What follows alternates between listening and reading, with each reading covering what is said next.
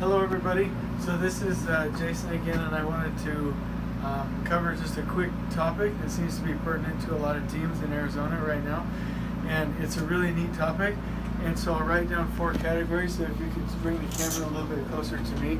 There's 4 stages of a team, and the reason why I'm sharing this is because it's important to know that each team as they're forming really has 4 phases.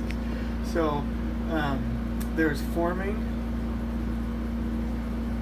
storming, and I'm sure you guys have heard of this in leadership trainings or in other venues, but there's norming and performing. And so each team, let's say you have a group of people, each team has to form. They have to storm and have some healthy conflict, get used to each other. They start to normalize and rally around a leader. And then performing means everyone's headed in the right direction, with or without a leader, but the leader maybe doesn't have to be front and center. So the way I like to look at it is when you're forming, the team is building, people are coming to the team, people are added to the team, introducing each other, they're getting to the right job site, whatever the case may be. The storming phase is where you have a lot of chaos. You might have people on the team that are stepping on somebody else's toes. We're not in the right roles. This person doesn't get along with that person. There's storming, meaning storm clouds. This is kind of a difficult black cloud, kind of a scary stage of the team. And sometimes people inside the team will reach out to other people that they're already used to, or they might badmouth somebody else on the team. There's just a lot of storming, kind of black cloud type stuff happening right here. And so this is kind of a scary piece. And then the norming is where now you've got people that are starting to head in the right direction based on, and a lot of times there's a leader that does this, or let's just say a leadership group, but everyone starts to kind of follow the leader and head in the right direction. And that's when things really start to normalize. And then performing is when everybody's headed in the right direction, and the leader or the leadership group, or the leadership group is among these folks, and through the coordination and collaboration, everybody's headed in the right direction. Wow, those are horrible looking arrows. Anyway, so performing, this is a really neat, it's nice when teams get to this phase right here. But I don't know, I'm not smart enough to know if we're supposed to freak out during this phase, because every team goes through it. Like every team that I've ever seen, that I've ever heard of, goes through this phase, and there tends to be oh my gosh, we're falling apart, the sky is falling, things are going crazy. There tends to be a lot of that in this phase right here. And like I said, I'm not smart enough to know if we're supposed to freak out, but I do know that it's normal and it happens pretty much every time. And so it's easy for us to know how to form together. It's easier for us to see that we're in the storming phase, but I guess the question is, how do we get out of the storming phase into the norming phase? How do we get from the norming phase into the performing phase? And this one right here really has to do with leaning in and establishing trust. So just like we talked about the last video that was sent out for this teaming concept, is that everyone has to start trusting each other, and if they trust each other, they'll start to have healthy conflict, and that's the only thing that's going to get people through that. And then once you get through the healthy conflict, you have goals and roles that are healthy for the team, that will allow them to start moving in the right direction. And so it's really important. Here's actually just a good tip.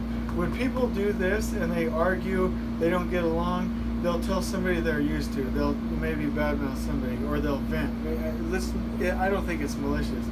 Or people aren't in the right roles, so they get they're stepping on each other's toes right there, and they reach out to somebody. The key for everybody to really start to trust and have healthy conflict is the team meetings. I think that some companies would say, stop talking to other people outside of our team, stop saying what you're saying. I don't think that's DPR. Like, we're never gonna like say you have to go through me or restrict communication. I don't think that's ever gonna happen. But what we can say in a team meeting is this: if you or I or anybody on this team, and we meet every week in this team meeting, if we are saying anything to anybody else about another player or about the team or about my performance or about anything that we have to do here, whatever, I don't like it, but it's whatever, we at least have to be able to say those things in this team meeting, lean in as a team, and solve these problems as a team. And that's really the key. Yeah, because like I said, if you tried to say to this person, don't reach out to so-and-so, or don't say this, or run all communication through me, I don't think that would work. But if these external ties and complaining are happening to other people, like I said, we at least have to be brave enough, bold enough, and have enough trust and safety on the job site so that we can have that healthy conflict in the team meeting, resolve it, come to a solution, and then be able to move forward and start heading in the right direction, if that makes sense.